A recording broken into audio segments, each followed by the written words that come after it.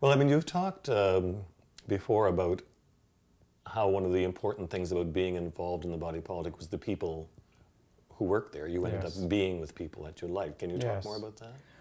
I think probably the most important thing that kept me there was that I liked the people I was working with, and I respected them, and I knew that we could develop ideas together and share thoughts together. And one of the things that in writing about the body politic that I said was that it was just endlessly a talk shop. We were just always, always, always talking about things. And everything from larger issues like what is gay liberation to, and actually it's related in a way to how we work together. And that's one of the things I pulled out. I was famous for writing memos. You certainly were. And we always read them, as trying as it was sometimes. Yes, I'm sure. And I've actually found a memo that has said some interesting things. This was done in 1984. I'll put it here so I can face the front. But this memo the title is Politics Beyond Gay Rights. And considering what the word liberation means, what do we mean by the word liberation when we say we're fighting for gay liberation as not simply gay rights? And this is, I think, an even more critical point now, 20 years later, because I think that the idea of liberation is gone. And rights is all there is. I say here, the most fundamental of these beliefs, I think, is a belief in self-determination. From this, many other selves grow. Self-definition, as opposed to definition by experts. Self-organization, the liberation of homosexuals can only be the work of homosexuals themselves. Growing out of all this were a whole host of phrases focused on the word control.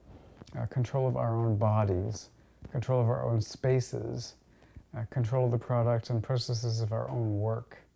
And I think that was so deeply implicit in what we did that we almost never talked about it, except when we had to talk about how we were doing what we did. And those principles would be underneath almost everything we talked about, or all of our goals anyway. One of the things that we did at the time, and which is a legacy that has lasted, which I think is maybe a questionable one, was think of ourselves as a minority, a sort of quasi-ethnic minority. And I think that's where we got the idea that really all we were fighting for was equality, because that's the usual minority thing. And I think equality is hugely facile idea. Equal with what? It has nothing inherent in, it says nothing inherently about what you want to be, what you want to become, what you want the world to be like. You just want to be the same as the guy next door.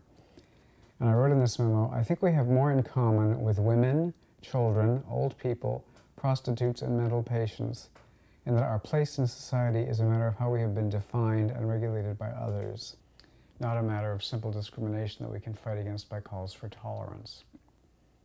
We are not simply different. We exist because the practice of defining, categorizing, and controlling of some people by others in very complex ways that run through the structure and thought patterns of society is seen as legitimate. And that challenging that was, I think, the most fundamental thing we could do, which isn't specifically a gay thing to do. It took an analysis of where we were in society to bring that critique forward. This is all Foucault, basically. But it's also Neil Bartlett, right? Talking about the importance of looking at the world from the margins. And, yes. Do you want to talk more about that? It's an amplification of what you said, I think. Well, it's a wonderful line of Neil's, and I hope I'm going to get it right. That we looked at the world from a distinct perspective, a marginal one, of course, but just precisely because of that, informed, revealing, and powerful. And one of the reasons that I've been so much a critic of notions of equality and sameness and same-sex marriage is because it seems to be based on giving up that unique place to see the world from. And I think that that's our real contribution to all of culture, is that we have this distinct perspective where the world doesn't look the way it looks to most people. And as he said, informed, revealing, and powerful. And that's a power I don't think we should be willing to give up. Are you gloomy about the current state of the gay world? I don't feel enough dependent on it anymore to feel gloomy about it. And a piece of me always says there have got to be smart kids out there who are seeing things that they want to make different. I don't think we were unique in that at all. I think that it was a distinctive time when that was probably an easier thing to maintain and to find other people who could help you maintain it than it is now. But I don't doubt that they're smart, but dynamic young people still out there, and maybe some old people too.